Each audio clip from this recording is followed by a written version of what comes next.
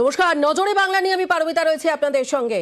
2024-এর আগে বঙ্গে শাহ নাড্ডা, বঙ্গ সফরে অমিত শাহ এবং জেপি নাড্ডা সোমবার রাতেই কলকাতায় এসে পৌঁছন কেন্দ্রীয় স্বরাষ্ট্রমন্ত্রী এবং বিজেপির সর্বভারতীয় সভাপতি।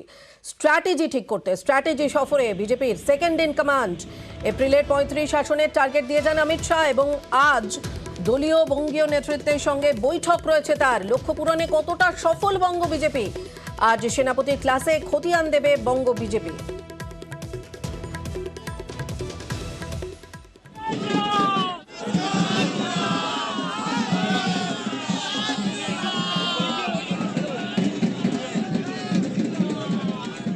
में 35 सीट दीजिए, मैं बताता हूं 25 की जरूरत नहीं पड़ेगी।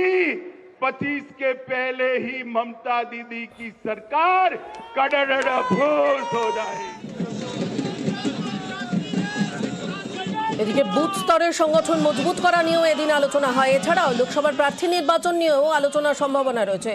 তার আগে এদিন সকালে এমজি রোডে গুরুদ্বারা এবং কালীঘাট মন্দিরেও যাবেন অমিত শাহ।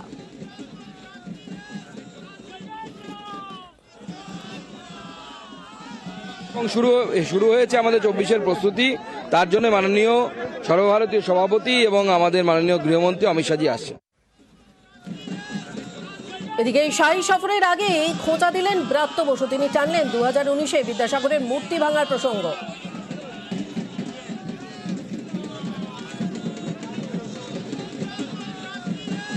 যে গুরুদ্বারা বা টেম্পেলে যাচ্ছেন তার ধারে কাছে যদি কোনো বাঙালি কোনো যদি মনীষীর মূর্তি থাকে, অমিত শাহ আসার জন্য তারা সেটা ভেঙে না দেয়। বিদ্যাসাগরের মূর্তি তার প্রমাণ। যে যে মন্দির বা গুরুদ্বারায় যাচ্ছেন ধারে কাছে কোনো বাঙালি মূর্তি মনীষীর মূর্তি থাকে, সেগুলো যেন অক্ষত থাকে। এরা বাঙালি সেন্টিমেন্টকে এইভাবে সুশ্রুরি দিয়ে এরা ব্যবসা করছেন। বাঙালির নাম করে পার্থবাবুর প্রাক্তন শিক্ষামন্ত্রীর বান্ধবীর কত খাটের তলায় কত বেরোলো আমরা দেখতে পেলাম। তো পার্থবাবুর বান্ধবীদের বাড়ি থেকে কত বেরোয় আগামী দিনে দেখবো। মূর্তি ভাঙা সংস্কৃতিতে তো আমরা বিশ্বাস করি না। মূল উদ্দেশ্য একটাই, সেটা হচ্ছে বাঙালির সেন্টিমেন্টকে ব্যবহার করে ব্যবসা করে খাওয়া, নিজের ভাই ভাইপোকে কোটিপতি করা। এদিকে বছর ঘুরলেই লোকসভা ভোট, 2024-এর লোকসভা ভোট। তার আগে এই অমিত শাহ এবং জেপি নাড্ডার বঙ্গ সফরকে কটাক্ষ ফিরহাদ হাকিমের। ডেলি প্যাসেঞ্জার খোঁচা ফিরহাদ হাকিমের। এদিকে ফিরহাদকে পাল্টা দিলীপ ঘোষ। তিনি বললেন গরমাগরম রুটি দেওয়া হবে।